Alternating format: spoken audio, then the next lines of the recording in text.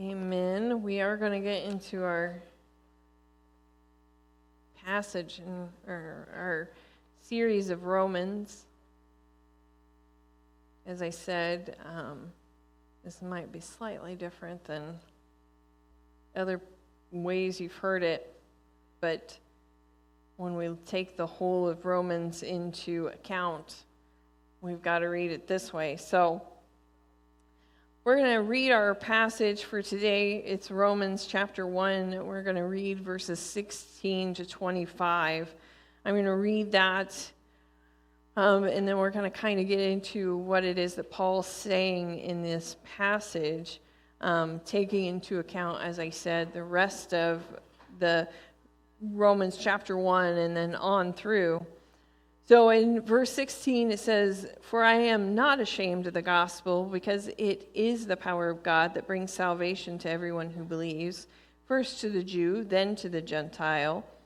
For in the gospel the righteousness of God is revealed, a righteousness that is by faith from first to last, just as it is written, the righteous will live by faith.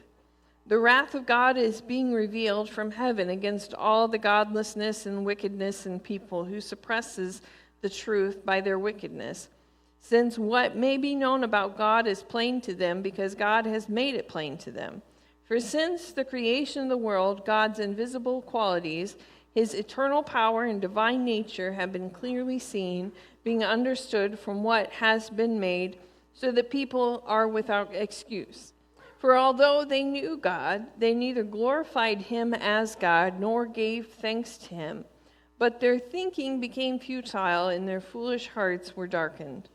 Although they claimed to be wise, they became fools and exchanged the glory of the immortal God for images made to look like a mortal human being and birds and animals and reptiles. Therefore, God gave them over to their sinful desires of their hearts, to sexual impurities, for the degrading of their bodies with one another. They exchanged the truth about God for a lie, and worshiped and served created things rather than the Creator, who is forever praised. Amen." Paul, in his letter, just kind of gets right to it, right? Right into the passage or what he is trying to say in Romans, and he's kind of setting this up, and we'll kind of learn a little bit about Romans 1, chapter 1, verses 16 and 17 is kind of his thesis statement, but I know quite a few of us, in just thinking about Romans, when we talk about Romans, a lot of us kind of come up with this, I've heard of Romans, yes, because Romans Road, right? Like, we've heard of Romans Road, and I'm not here to knock Romans Road at all, but I believe that Paul has a lot more to say in Romans than just what we kind of narrow it down to.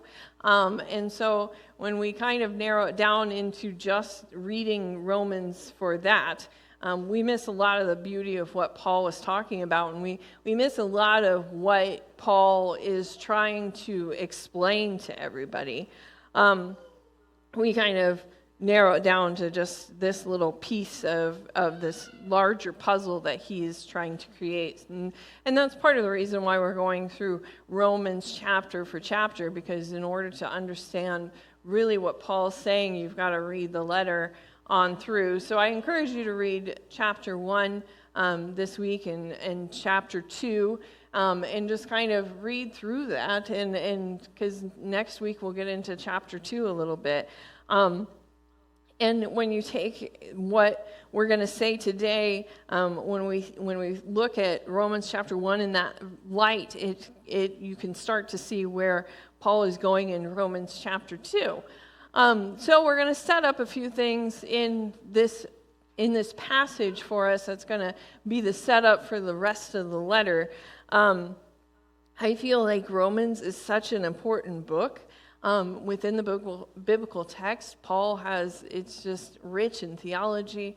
I just recently had my class in Paul's writings, and the rest of my class, they were like, one of the questions was, what's the most important verses out of the Romans, and the rest of my class said Romans chapter 1, verses 6 and 17, because this is the thesis statement for the whole of Romans. And I said, well, I can't necessarily just narrow it down to one or two passages that really are the main part of Romans. I mean, I get it is, but in the same sense, there's so much in Romans. So today we're going to look at, and one of the reasons why we're kind of in a longer section, so verses 16 to 25, was because we're going to look at God's righteousness, how Paul frames God's righteousness, and how Paul frames God's wrath. And so we're going to look at those two things this morning. But before we really get into that, we need to kind of look at how Paul frames this letter, how he starts off on this. So when Paul's talking here, he of course has his greeting in the very beginning. And Paul's intent in this letter, as we can see with this being the thesis statement, Adam, you can put that up there,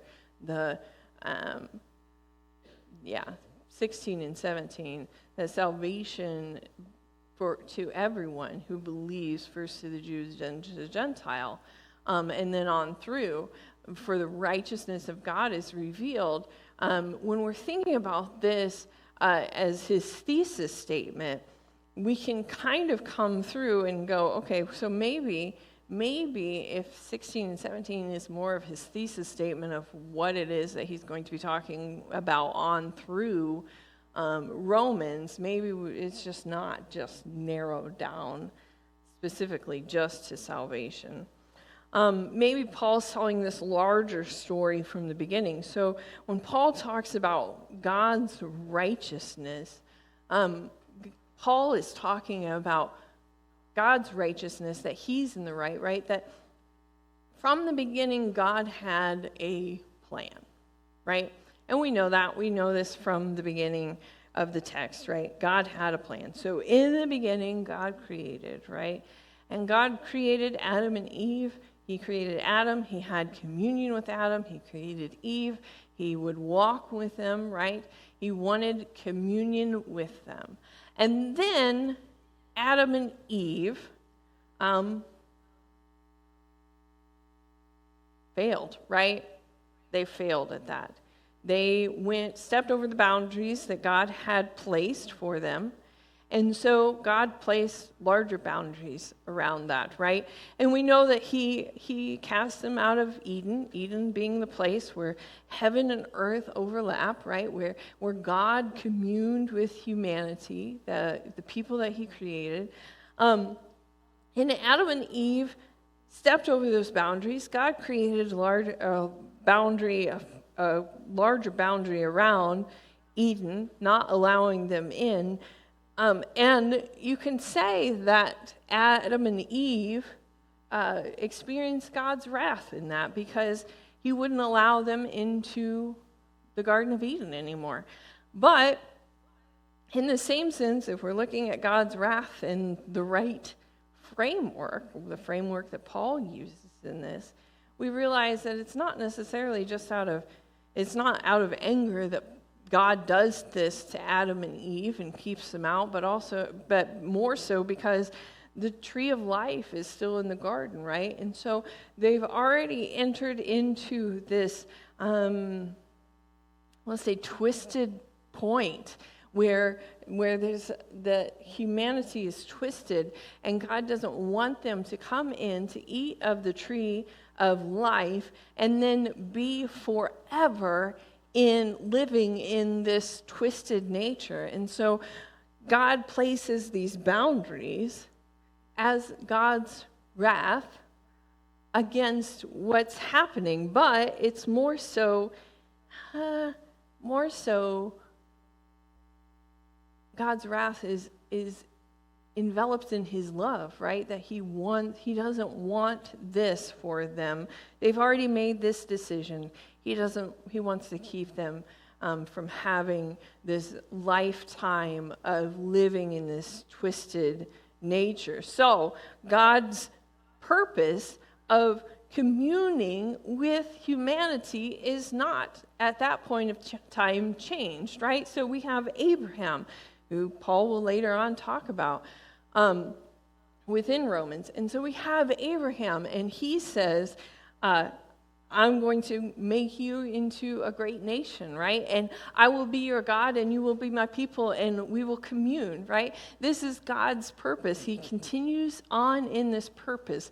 This is his righteousness, God's righteousness, that the goal that he had from the beginning, it still continues to be his goal. And so he has Abraham, right? And what happens? Abraham falls short of that. And God doesn't go, okay, well, we'll make a new plan, right?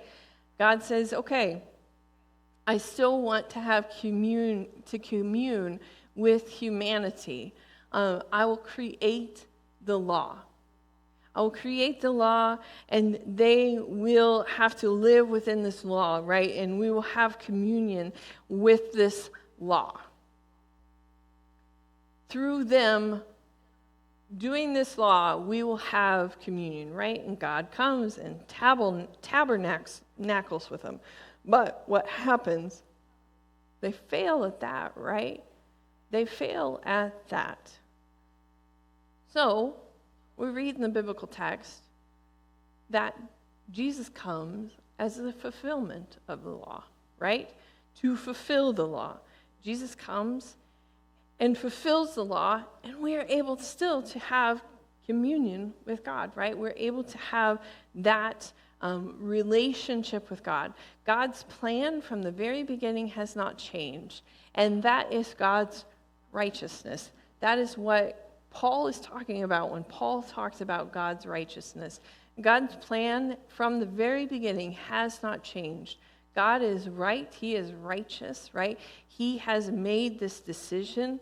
And Paul goes on through and says, if since Jesus came as the fulfillment of the law, then we are to live this out in communion with God, right? To have this relationship with God. That's part of what this is all about, right? This relationship that we have with God. We are living this out in this already but not yet, where God has a relationship with us. We have the Holy Spirit within us, right?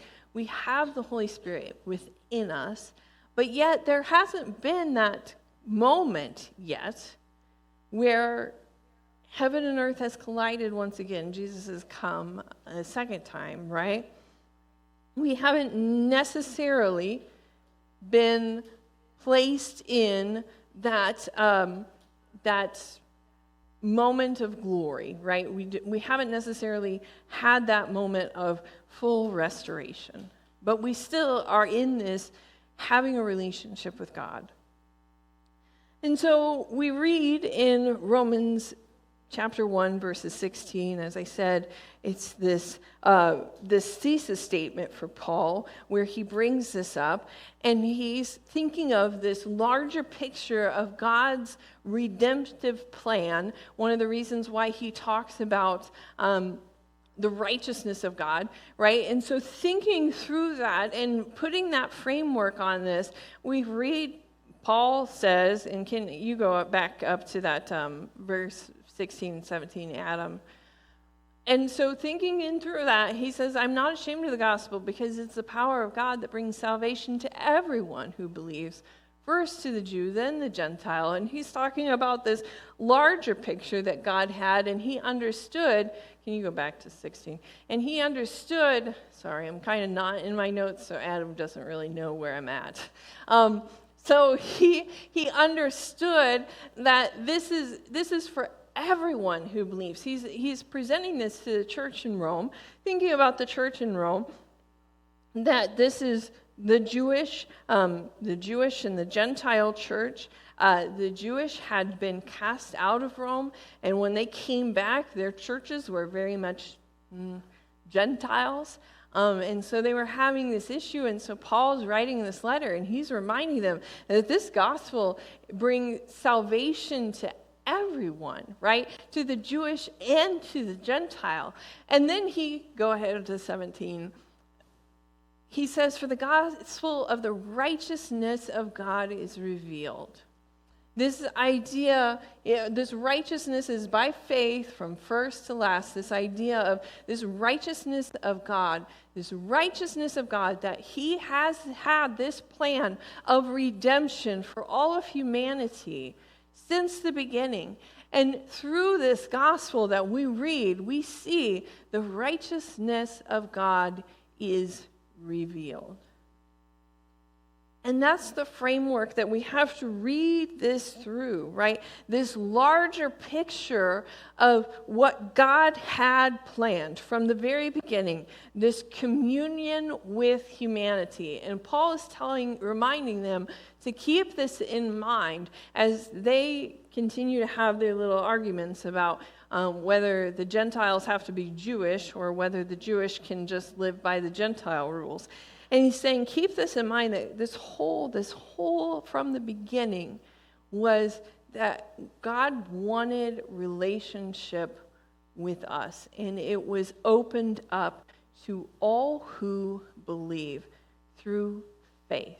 The gospel tells us it's through faith. And then he puts out this verse in Habakkuk. So, anyway. So, this righteousness is part of who God is, right? His plan from the very beginning, and he hasn't changed his plan. He hasn't gone, we need a different plan. We need to change this plan from the very beginning, and Paul brings this up. And he says that we too, and if you read on through Romans, as N.T. Wright says, it's kind of like a musical number, like a symphony with 4 different parts. And you can look at each part, and it kind of all flows into it. So I get some of what I'm saying is going to make sense farther down the road, but I want to make sure we understand this in the beginning. So anyway, Paul's saying this righteousness of God, and that we by faith come to this. And we can step into this role of living this out in the here and now instead of just focusing on glory, right? We can be part of God's redemptive purposes right now. And again, I'm not saying, I know that this verse, his thesis statement, chapter 1, verse 16 and 17, that has been a major thing for several theologians through the years. And I want us to understand, much like Luther had said, that this isn't a works thing. We don't come to living this out just by what we do. It's through the heart, right? It's through faith. Because we have faith in God, because we believe in God's redemptive purposes for that it's for all, that all who believe, all who accept that role, because we believe it's all, we play a part, we play what part God has for us in that redemptive purpose. Because we have faith in God, because our faith is that God is faithful, we give our lives to that purpose. And we give our lives to be this small reflection of what glory will look like. And that's part of the reason why Paul goes on through and talks about what we can do, how we can act. Part of the reason why he goes on through and says, sometimes God will give people over to the things that they do, right? But we, as Christians who have faith in this redemptive purpose, we believe that God from the beginning has wanted to commune with his creation, that we will do what part that we have of that God gives to us. And we will have communion with God, even though in the here and now, the world may be a little twisted, right? This is where we as Christians we get to do the on heaven as it is in earth, or in heaven, or on earth as it is in heaven. There we go. I got it. On earth as it is in heaven, part of living, right? This is where Jesus brings in the Sermon on the Mount, right? How we live this out when we live this out. And this is what Paul's kind of bringing into this. It's not necessarily just this later time in glory, but this is the here and now. And we realize that as we zoom out just a little bit, that we see Paul's opening in the argument is God's redemptive purposes are for all. From the very beginning, he wanted to have communion with creation. And so continuing on looking at Romans in this framework of the end goal being God has for creation, being with his creation, right? That's his purpose. In the redeemed creation, we can see that the wrath of God is a turning away from God's ultimate goal.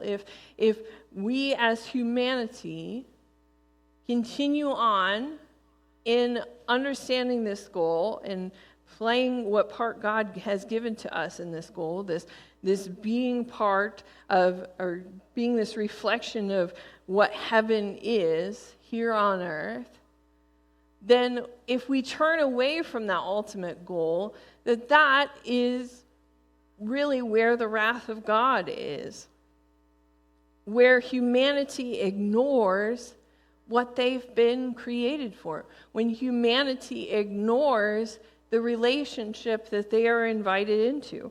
And so Paul, he frames this in the here and now for our verse today. They refuse to worship God as God. Now, ultimately, in theology, we say, what is the ultimate of sin, right? Like, what is, if you boil it all down, and a lot of people will say, that it's idolatry, like you worship something other than God.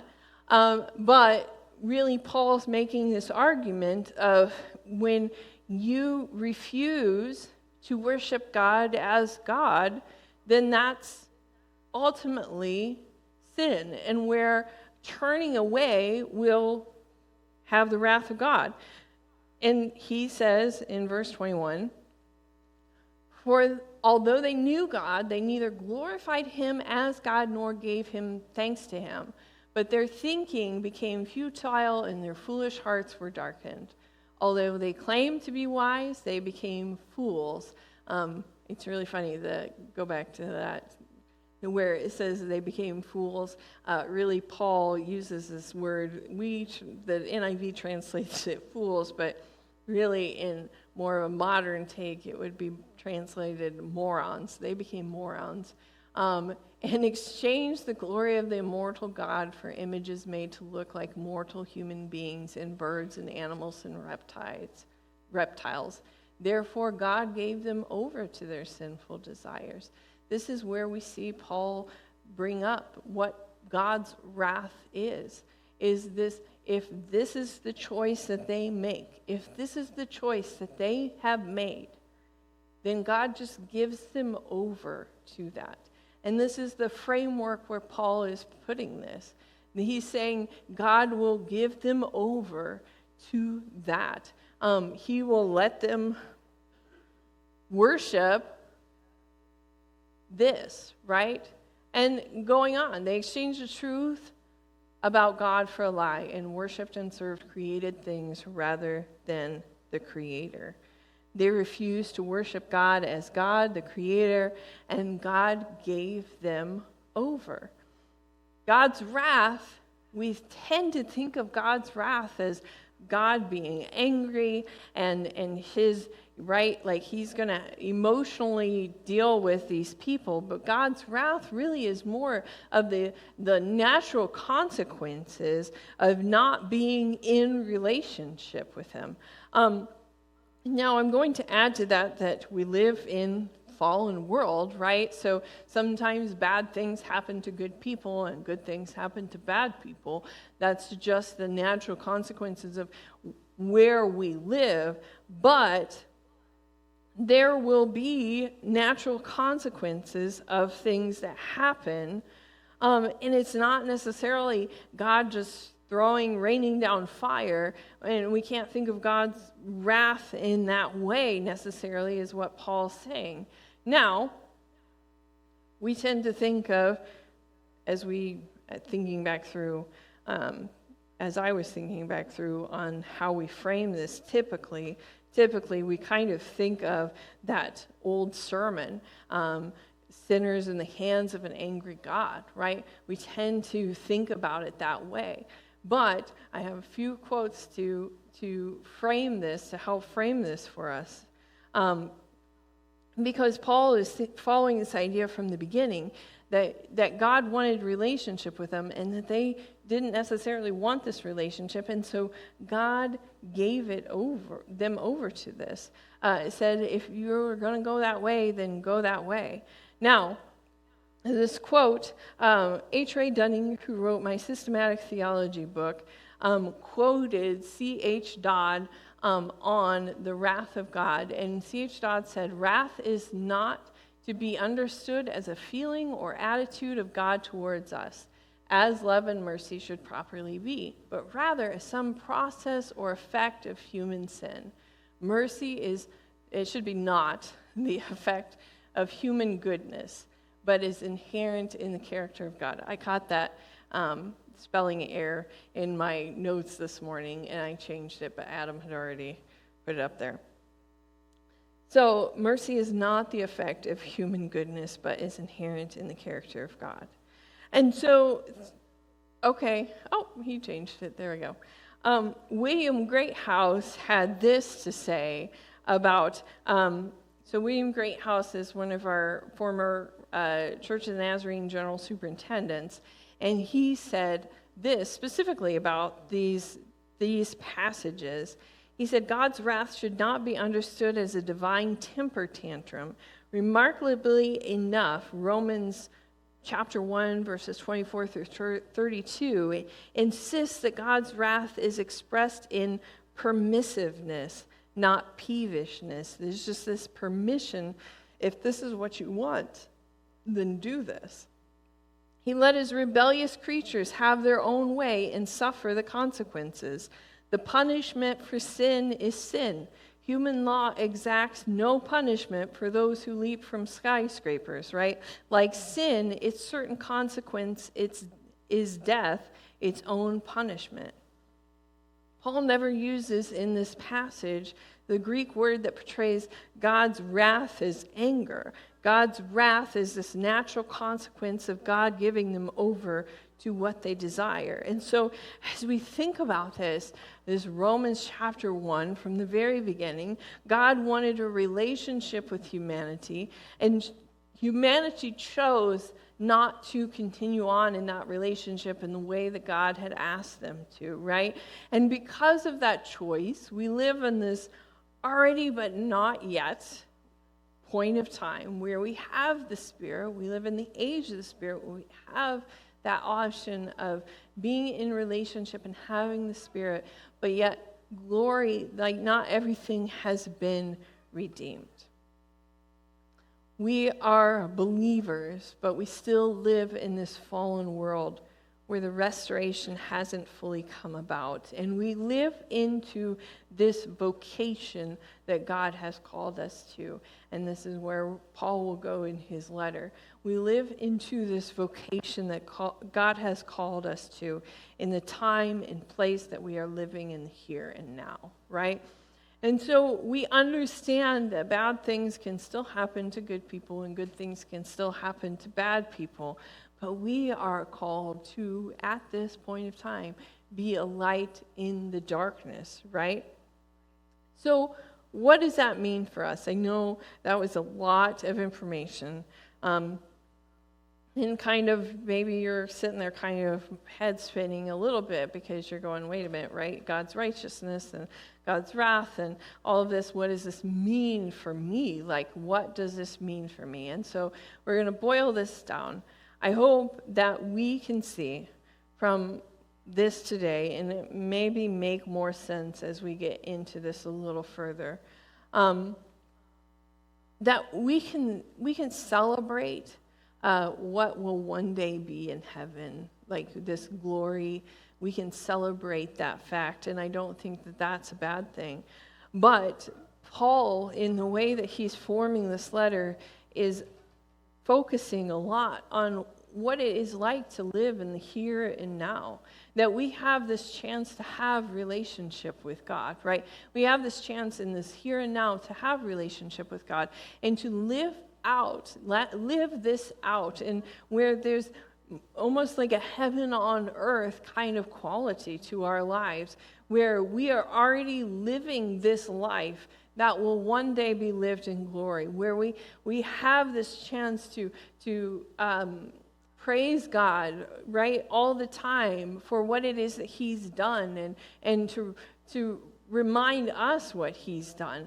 And we have that ability, and that this is for all who have faith. This isn't just narrowed down to the Jewish, this isn't just narrowed down to the Gentile. That Paul is saying that this is open for all who believe, all who have faith, and it's through faith, not through works, right?